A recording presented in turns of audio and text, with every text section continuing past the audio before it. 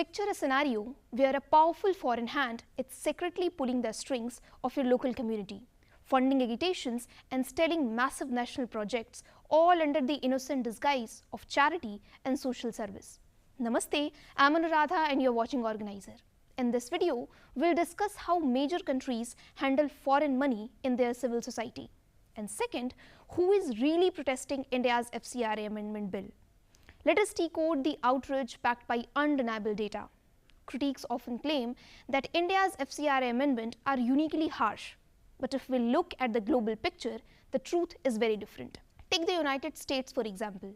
It has Foreign Agents Registration Act or FARA passed back in 1938. Under FARA or FARA, any group working for a foreign principal must register with the Department of Justice and give full disclosures. If they fail to comply, they face up to 5 years in prison. Australia has the Foreign Influence Transparency Scheme passed in 2018. It forces anyone doing a political influence work for foreign entities to register or face criminal penalties. The United Kingdom uses the Lobbying Act and Charities Act 2022 to tightly restrict the charities from engaging in political activities and foreign-funded political advocacy. Israel has the same Foreign Agents Transparency Law of 2016, which mandates that NGOs receiving over 50% foreign government funding must mark all publications as foreign-funded and file quarterly disclosures. China has the Overseas NGO Management Law of 2017 that requires all foreign NGOs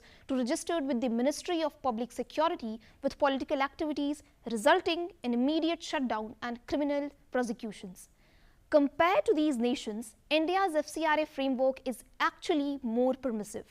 It lets NGOs operate freely as long as they register, uses funds for their declared purposes, and keep their accounts transparent.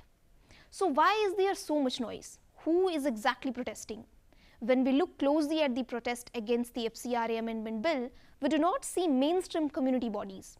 The top Sunni Muslim clerical body, the All India Muslim Personal Law Board and the Jamiat Ulema-e-Hind have remained completely silent. Instead, the opposition is led by a specific tactical coalition. Joint Action Forum of Minorities, formed in May 2026, serve as the coordinating node for the campaign chaired by DMK Rajya Sabha MP P. Wilson. Then a tactical coalition was formed between Jamaat-e-Islam-e-Hind, JIH, the Social Democratic Party of India, STPI, missionary groups and left-wing organizations. For instance, the Solidarity Youth Movement in Kerala released a structured activist handbook on May 30, 2026, providing advanced planning and a managed counter-narrative operations. And all these events makes it very obvious that the opposition campaign against the FCRA amendment bill is an organized network rather than a spontaneous civil society reaction. Now comes the critiques and opposition network. They have raised core concerns regarding the bill, which we can analyze directly against statutory facts. Critics argue that Chapter 3A allows the state to seize community properties and funds that are only partially funded through foreign sources, acting as an overreach of executive power and violating Article 300A. Here is the factual reality and the perfect answer. Chapter 3A does not transfer private property ownership to the government. Instead, it empowers a designated authority to assume custodial control over assets when an NGO loses or surrenders its license due to fraud or non-compliance. This ensures that public welfare infrastructure is not abandoned, stripped, or diverted for unauthorized activities. Think of it like a local housing society. If a society asks all residents to show valid documents and keep clean records, honest homeowners will happily comply. Only those who have built unauthorized rooms or hidden structures will panic and protest.